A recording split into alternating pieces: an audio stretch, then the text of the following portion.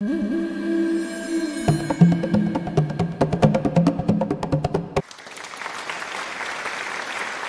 伙伴，大家好！今天时间来到2025年5月7号，那我们的智博团长已经来到了线上，我们邀请智博团长，麻烦你喽。谢谢大家，大家都这么的准时来上线，都这么的支持哦，真的万分的感谢大家哦。今天呢要讲的是丛林奇谭上册，然后巴西拉的诗眼哦，页数的话是在221页，然后到227页吧，首先呢，故事一开讲之前呢，应该，大家都有所经验，我们真的偶尔有时候真的也是会讲到一些失误的话哦，失误，什么叫失误哦？就是不应该讲出来的哦，不应该讲出来，然后呢，突然突然就这样冒了出来，然后就会受到一些不管是气氛上或者是感情上或者是各方面哦，那一种感觉就不是很好了哦。所以说呢，我们今天要讲的这个巴西拉的诗言大概也是在揣述的巴西拉在这个过程中呢，讲到了应该不该讲的话，那引发了一些危机感出来哦。好，那丛林奇谭呢巴西拉的诗眼呢，他一开始讲的时候是又经过了某一天然后大家一定要记住，就是我们现在这一篇呢在讲述的就是所谓的恐怖的开始这里面的章节，巴西拉的诗言延续上一篇，然后他所讲的是来到了某一天的黄昏，然后巴西拉呢跟毛克利呢这样子的一个憧憬哦，那毛克利呢仰卧在山丘上的一个干草干草堆边，然后呢屈肱而枕屈肱而枕，大家都知道什么叫做屈肱而枕嘛？哦，那种姿势躺在草皮上然后呢，在欣赏呢刚刚升起的月亮。傍晚的月亮，一般的话来讲的话，应该都看得到了我相信大家应该也都有看到。事实上，月亮从来都没有离开过我们的视野哦。那不管黑黑就是黑暗的时候，或者是大白天的时候，都一样，都应该可以看得到月亮只是你有没有去注意发掘而已哦。那他这一天呢，他所讲述的是，他就刚好是在欣赏的天上的这样的一个明月。那因为呢久旱呢不雨，然后呢月亮呢都蒙上了一层像是那一种红纱般的那种景象我相信大家应该也有看过所谓的雪月雪月就是很红的月亮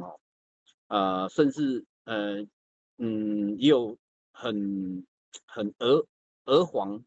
光那一种或者是像橘子深橘子色的那一种月亮，真的，人家说，这种月亮的话来讲的话，都是特别有所感觉了有人都会认为是那种是所谓的天有异象，那就是即将我们万物都会有所巨变或者是会有产生一些所谓的不可讳言的那种天灾地变。好，那观赏的当然说是因为没有下雨的原因嘛那没有下雨，可见说实在的，在这样的空气里面，应该是连一点风都没有的你看又热，然后又没有风，然后呢，真的那种天气啊，那种环境啊，所营造出来的，会让人家真的非常的惊悚哦，而且也非常的难受哦。我不晓得大家觉得怎么样哦？就是说，我们如果去露营的时候，尤其是在夏天的时候，这么多人睡一顶帐篷，那如果真的又很闷，我不晓得大家是否是真的可以睡得着哦。呃，比我们夏天去露营的时候住帐篷哦，那种炎热哦更痛苦哦。你可以回想看看那种氛围哦。所以说呢，森林呢是非常安静无声的哦，就非常的死寂哦，就像那一种非常非常寂静的那种哦，也是很恐怖了哦。我感觉环境如果太过于安静的时候，真的都会有一种毛骨悚然的那种感觉出来哦，那种感受出来哦。好，然后呢，因为是这样的一个天气气候之下，非常的炎热哦，那所以说大家都提不了什么精神哦，连讲话都是有气无力的哦，因为实在是太热了哦。那这样子呢，毛克利呢，他都会思考的哦，我们日后啊，我们应该要怎么样生活下去哦，因为这么久的时间哦，真的有人真的比较有想法的，都会在想哦，这样子持续这样再下去的话会怎么办？哦，那日子要怎么过？哦，因为没有水，然后天气又这么炎热啊，每每一种动物说实在都是都是这样子哦，那该怎么办哦？那巴西拉呢？就来到了毛克利的旁边哦，搓蹭了他一下，那眼睛打开，那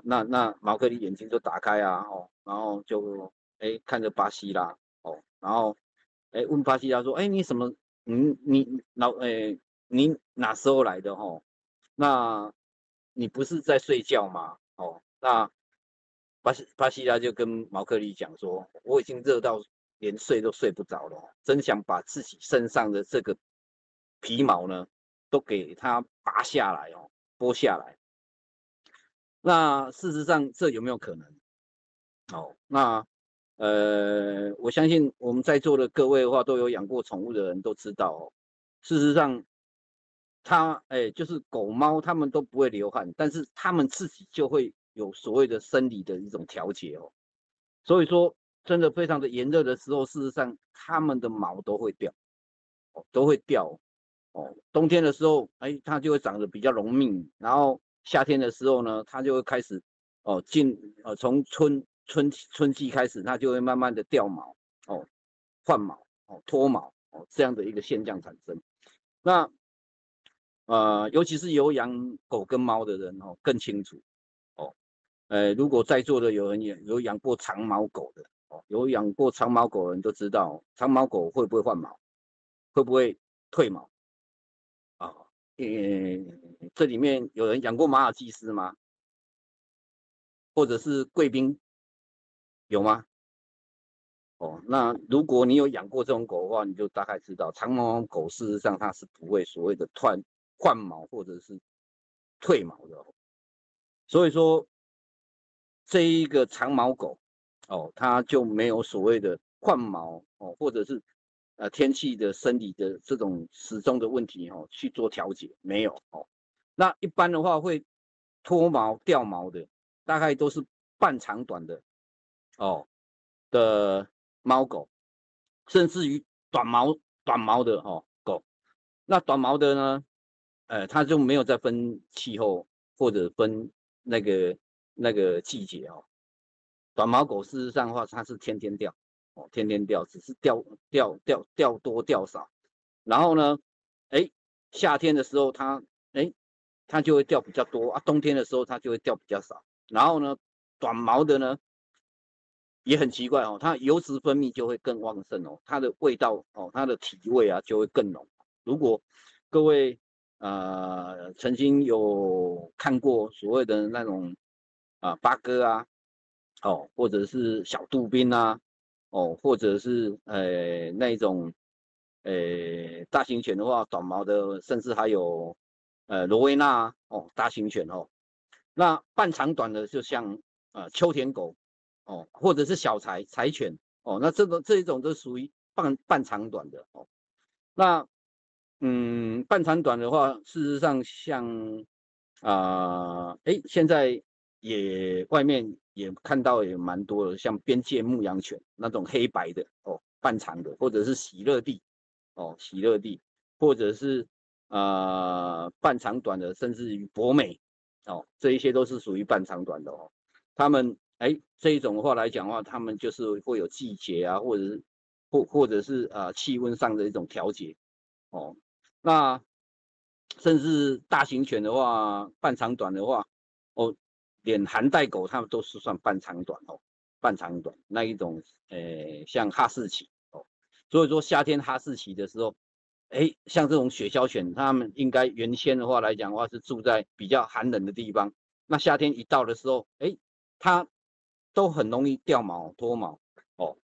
好，那如果说是在希望，这种半长短的寒地上的狗。哦，像长毛狗也一样哦，像马尔济斯啊、西施啊这种犬哦，如果可以的话，真的是还是可以让他们住在一个比较凉爽的一种环境哦，最好还是会有所谓的空调，然后那种温度啊可以控管哦，可以控管在20度左右的。那我相信说在这样养起来的话，它的毛质应该就都会很漂亮。好，那讲到这边的话，我提到这一些所谓的这些宠物哦，它的生理结构，事实上巴西拉事实上它也是一只豹嘛哦，它也是猫科嘛哦。好，那巴西拉呢，因为它真的忍受了这么的天气炎热哦，然后它的皮毛啊全部都有所的变化哦，说它已经失去光泽了，它的毛色失去光泽。那毛色失去光泽，除了跟水分有没有关系哦？我的认为是应该一点点而已啊，并不是绝对的哦，并不是绝对，因为光泽的话，毛发的话，它的最高的营养成分的话是在于蛋白质。老实讲，就是说这是科学根据。如果你要宠物你的毛发更好，那事实上，补充蛋白质事实上是更有用处的哦，它的毛质会更好哦。好，那形容他说它的毛色变了，然后像枯草般的一般的颜色，应该会有可能哈，从黑色的，然后它会慢慢的因为身体的这一些元素啊，哦这些营养成分啊，的失去，事实上真的是会改变到自己它身上的这个毛泽哦。有养过红贵宾的人应该都知道，红贵宾的话，从小开始养的时候，它的颜色就蛮咖啡色、蛮褐色的哦。然后越大它就越白，越大它越白哦。那甚至有一些狗也一样啊，都会有所明显啊，就是说因为它的营养程度不一样的时候，它的那个色泽真的是会稍微做一些改变，这是有的。像还有一种犬叫老夫子雪纳瑞哦，那一种也很明显哦，也非常的明显，它那种气候的改变啊，或者是它身体上的这样的一个营养成分改变的时候，它变的颜色也会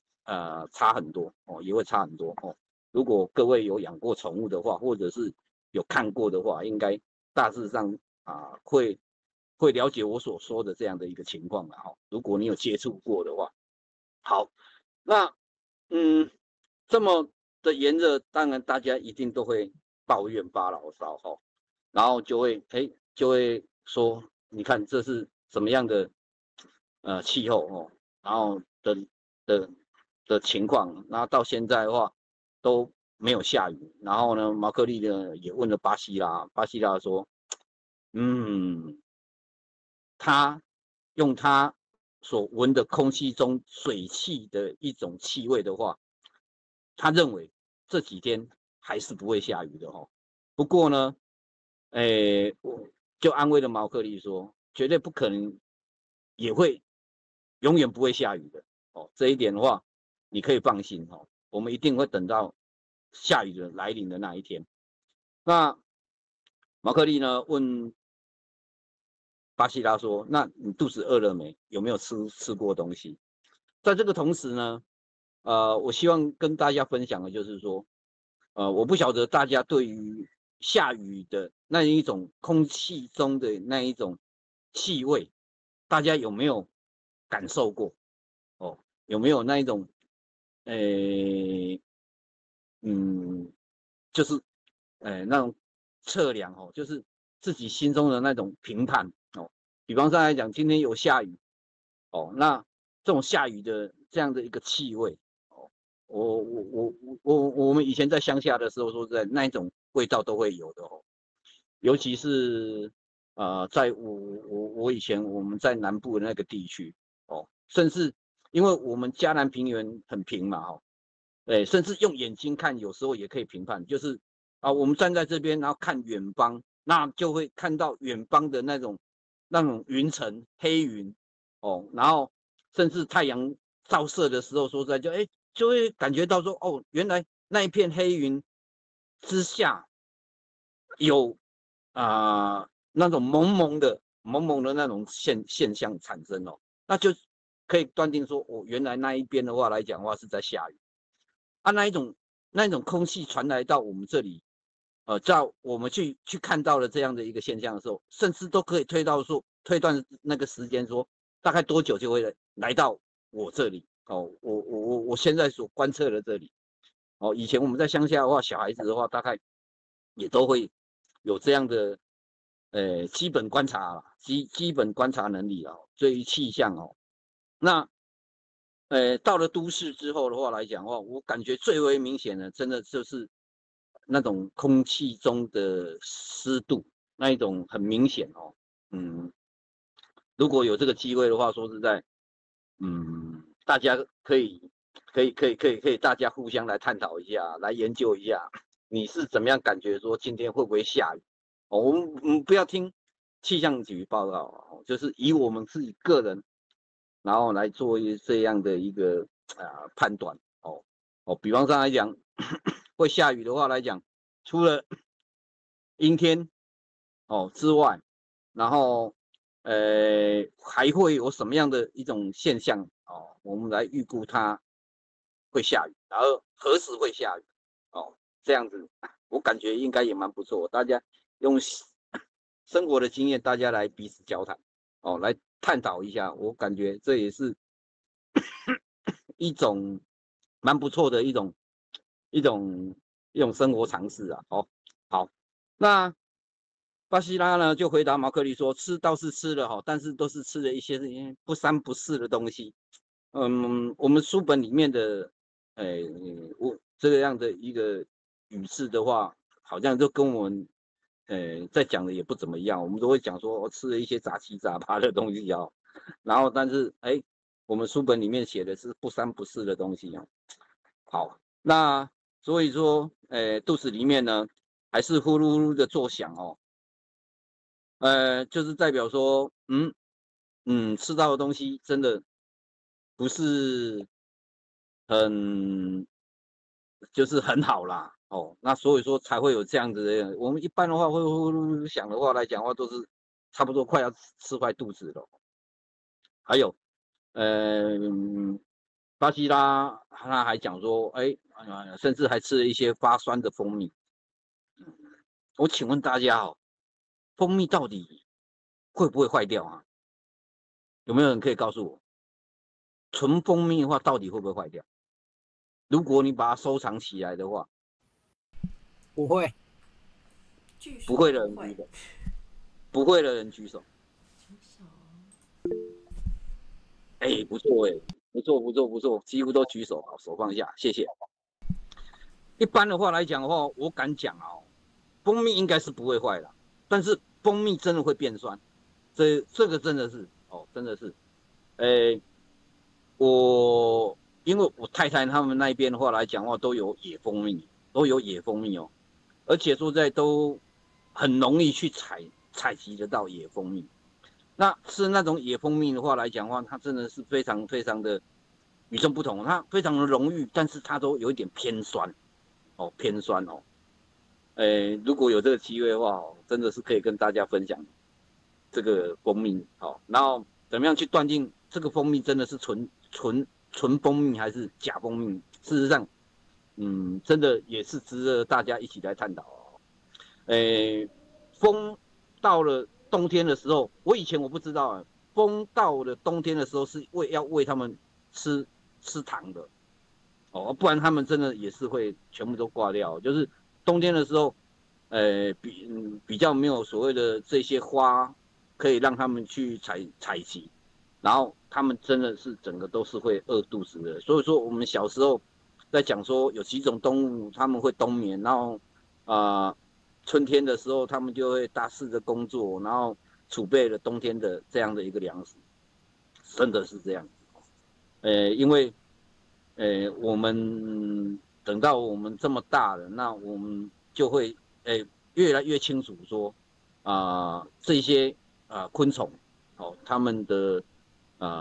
如何去生存哦，然后甚至我们有一些昆虫的话来讲的话，是我们人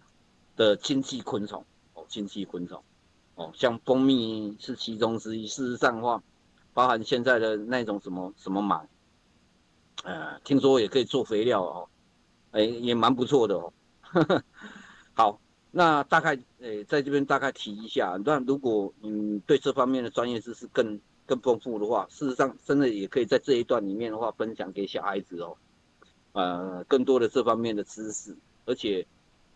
可以让他们去做更深入的一些了解，因为我们刚好是在这边也有讲到蜂蜜哦，蜂蜜这样的一个情况。好，那蜂的话来讲的话，讲完之后的话，他就跟马克利讲说，吃了发酸的旧蜂蜜了哈，然后跟瘦的像树枝般的青蛙，青蛙爆会吃哦，应该是什么都吃哦，真的也是什么都吃。那青蛙，又有讲到青蛙，那我来问一下好了，因为我对青蛙说实在是很有感情的哦。请问一下，青蛙的台语怎么说？有没有人要说一下？青蛙的台语？水鸡。哦，好，水鸡。好，再来，还有吗？细卡。细卡对啦，细卡。我们南部人好像都是讲细卡哈子。还有吗？豆豆乖。豆豆乖是蝌蚪啦。小蝌蚪。哎呀，豆豆乖是蝌蚪啦。按摩呀，那嘛是蝌蚪。还有。金鸡。还有2种说法。坦嘎巴。对，坦嘎巴什么人讲的？一品团长。哦，赞。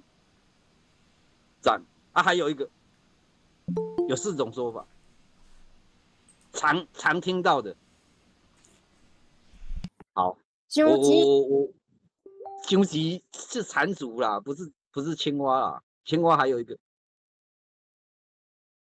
好，我大概来讲一下哈，刚刚有伙伴讲的哦，细卡、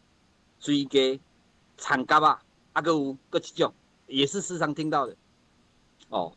小德团长，高小德团长，你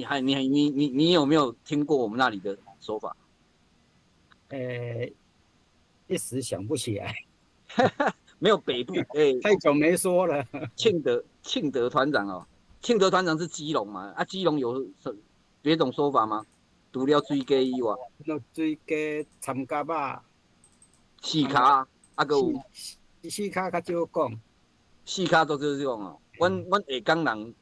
我爱我海线，你像北港迄边拢讲细卡。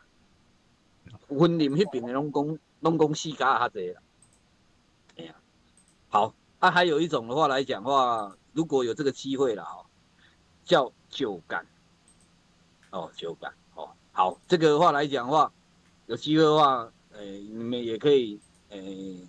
有机会了可以那个啊，我感觉在这边的话来讲的话，跟孩子们复习一下这样的台湾的这样的一个本土语言，我感觉也非常好啦，因为让孩子们更了解一下我们的地方文化。那很可惜因为现在孩子的话都没有那种环境嘛所以说他们也都很少去接触到这样子的名称对于青蛙的名称。好，然后呢，或是树皮里面的这样的一个蛆树皮里面的蛆代表是什么虫？有没有人听过鸡母糖？有甲虫。鸡母糖是甲虫吗？独角仙吗？对，独角仙。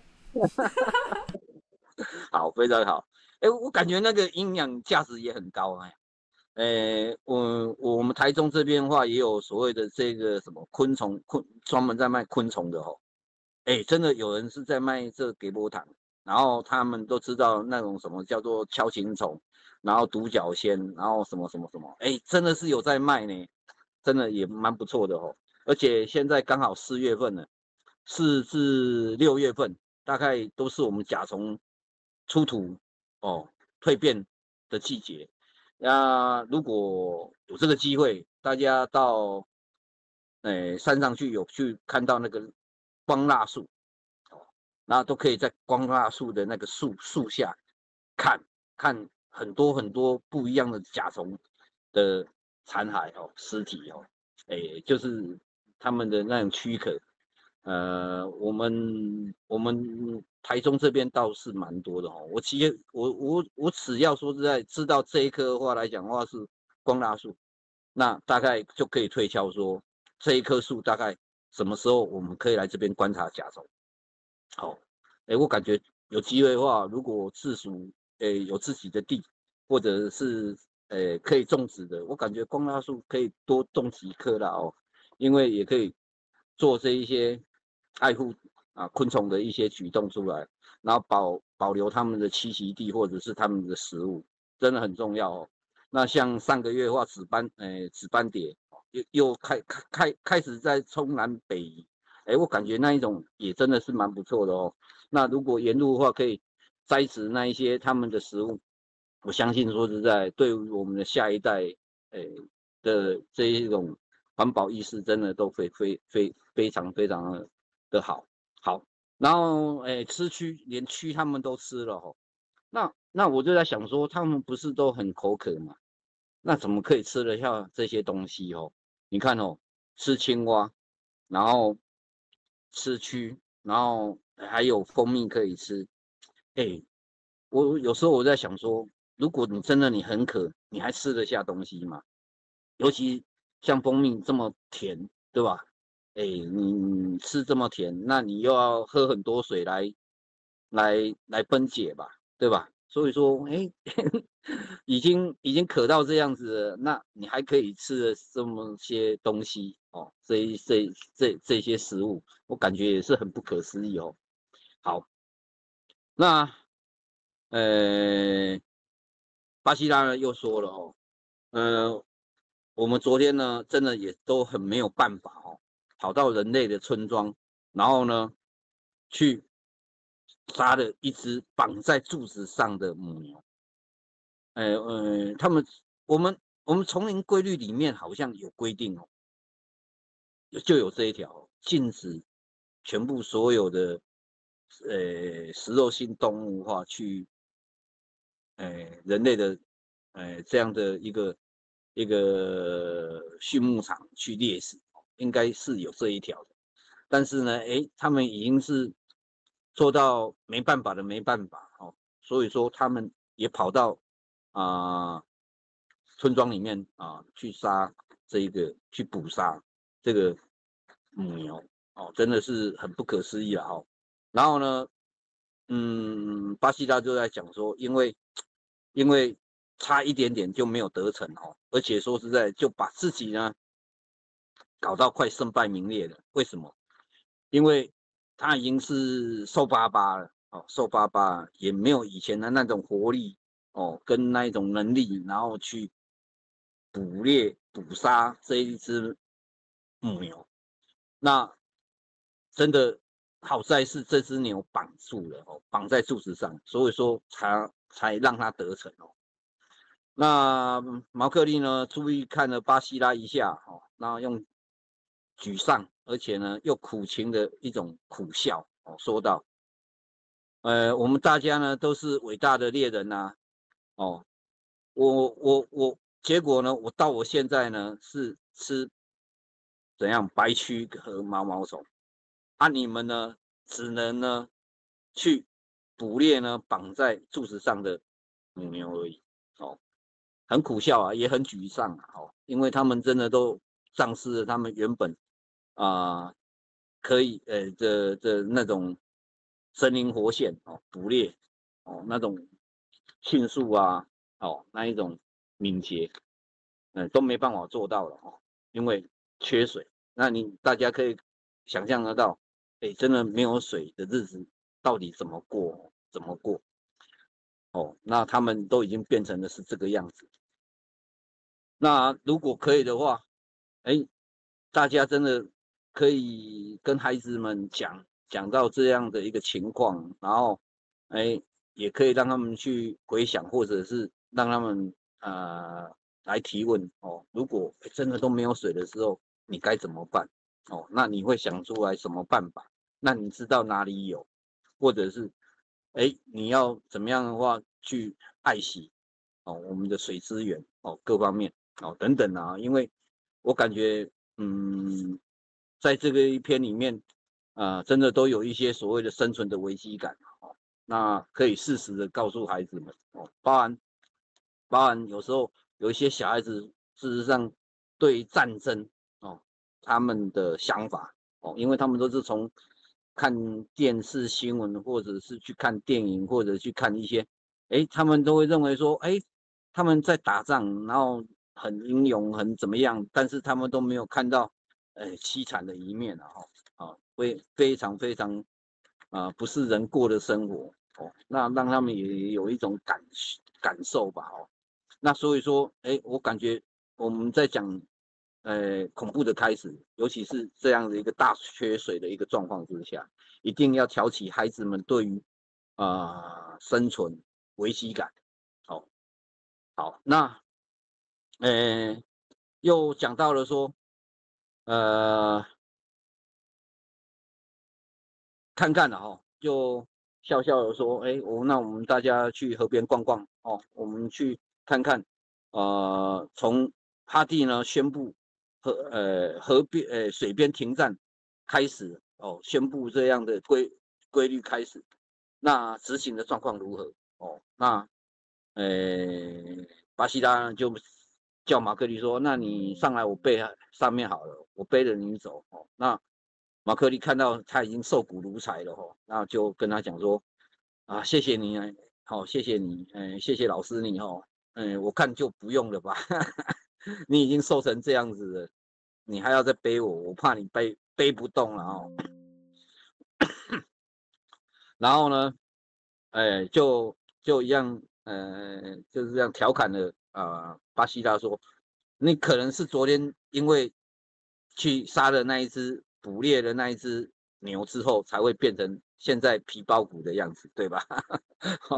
哦，那就在挖苦巴西拉哦，然后呢，他们就两个人边走边谈呢，就不知不觉的来到了河边，那巡视了一下哦，也发现哦，曾经那一个所谓的和平石哦的大岩石呢，真的已经呢离水面已经又变高了哦，高出了很多了哦，那就代表水位一直在降低哦，这样的情况呢，真的是很悲惨哦，也不晓得真的哪时候雨会下，然后现在干枯的这么的迅速哦。好，那旁边呢，这个水边呢、河边呢，这个草呢，也全部都枯萎、枯死了哦。就因为已经是这么长的一段时间了哦。那动物呢来喝水的时候呢，哎，真的也会造成了所谓的这样的一个水源哦，快速的这样子的逝去哦。然后呢，动物们呢都会就是大家都会编排自己的时间哦，然后呢一群一群的去喝哦，然后呢草食性的动物跟肉食性的动物呢，大概都会在这样的一个状况之下，大概都会分开哦，都会分开哦，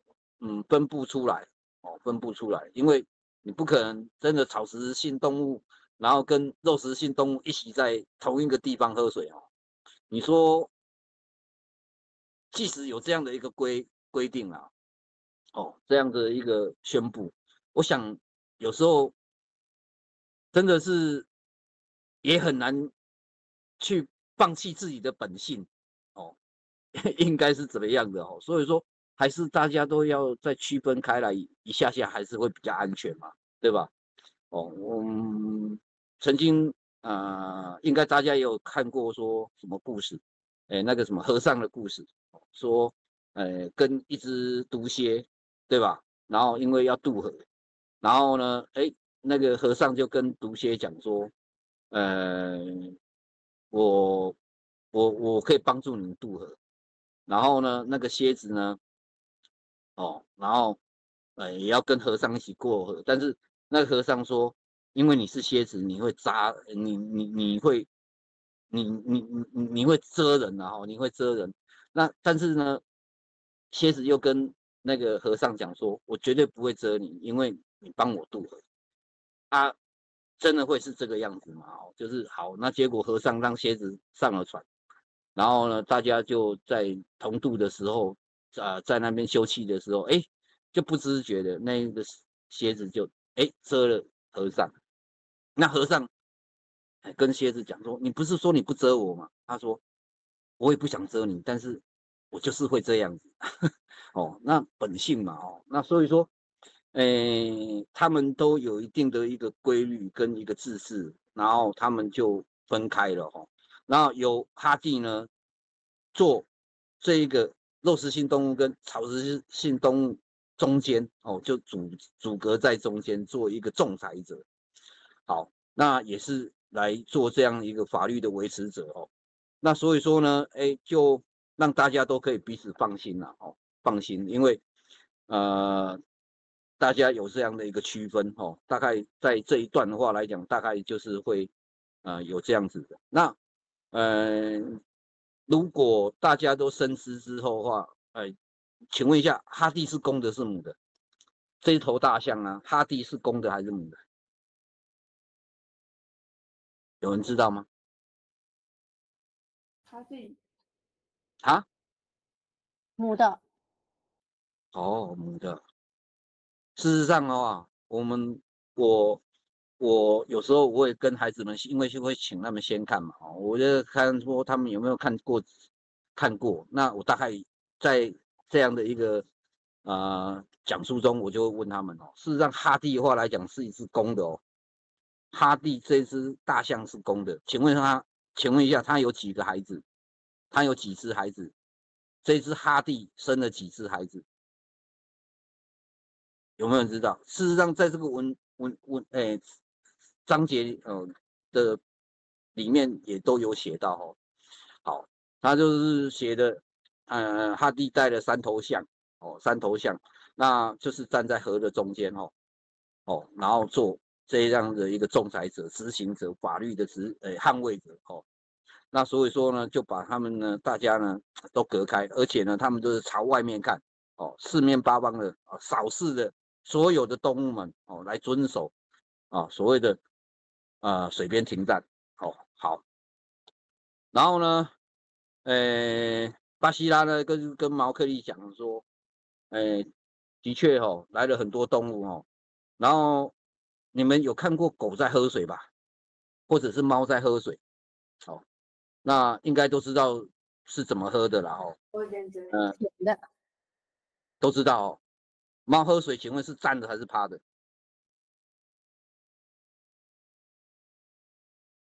猫喝水的时候是站着还是趴的？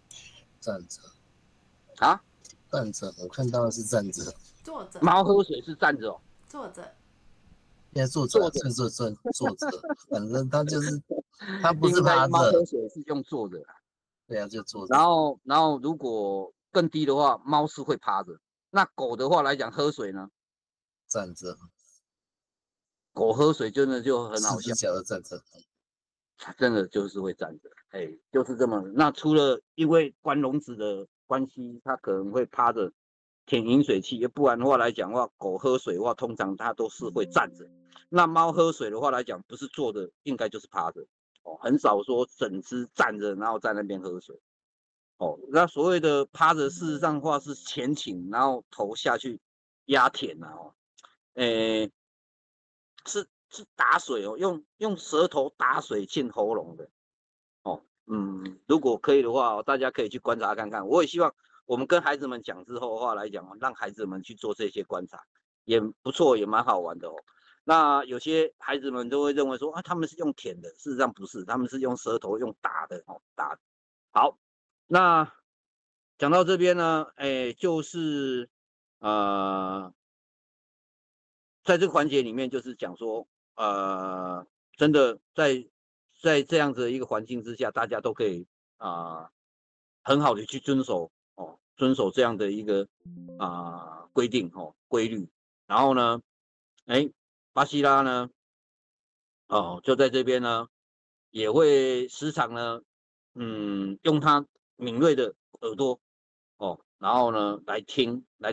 四面八方全部所有的情况哦，警惕的哦。那所有的动物里面最机警的话来讲的话，如果是在动物圈里面，事实上鹿群哦，也真的是最机警的哦，最机警的，而且他们的警戒啊的一些动作啊，或者是一些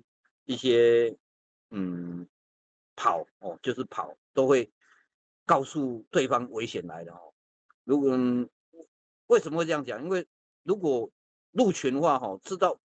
危机来的时候，它里面就会有几只，就是值守的羊，就是会奔跳哦，会奔跳，跳起来哦，告诉大家危险来了哦。那这种都是一种警讯哦。每一种动物群里面大概都会有所谓的这样的一个防护啦哦，防护，然后也是一种守卫。那像牛也一样也会有，但是牛的方面的他们的警戒的话来讲的话，我是感觉好像就没有像鹿这么的明显哦，这么的明显。好，那巴西拉呢？为什么他说他失言了？就是因为他讲了说，如果如果大家都不愿意去遵守的时候，哦，他就可以做出他想做的事情出来哦。所以说让大家都会非常的紧张，因为他这样一说的话，哦，然后呢，大家呢就非常的紧张哦，非常紧张，毕竟它是食肉性动物嘛，哦，那全部所有草食性动物的话，知道说它有这样子的一种讲法，然后就会让大家呢非常的紧张哦。好，那今天大概我们就讲到这边吧，哈。我们呢都希望这样子的一个情况的话，可以尽快的过去了哦。那如果可以的话，我们都希望这样的仲裁者，他事实上他是很公平的哦。那我们书本里面写的来讲的话，就是说，如果有人故意去危害他，去破坏这样的一个准则、这样的一个规范、这样的一个规律的时候，仲裁者都会实行所谓的严厉的处罚。那大象严厉的处罚就是会怎么样？就是会伸出他的大鼻子，然后将对将对方呢，卷起来，然后抛到远方哦。事实上的话是这样的形容啊，但是理论上讲起来的话，我听说大象的话也不是只有它的那个象鼻而已哦，事实上它的象牙也很厉害，而且它们那个头撞的那一种伤害更大哦。好，那这一篇话大概原则上的话就是在讲说，巴西拉他这样子的一个言辞哦，就是说，如果大家的话怎么样的话，然后他是怎么样的一个情况之下的话，他就会做出那一种所谓让人家很惊心动魄的事情出来就对了哦。好，那大概今天就跟大家分享到这边哦。好，谢谢。那有没有想反馈的？讲一下。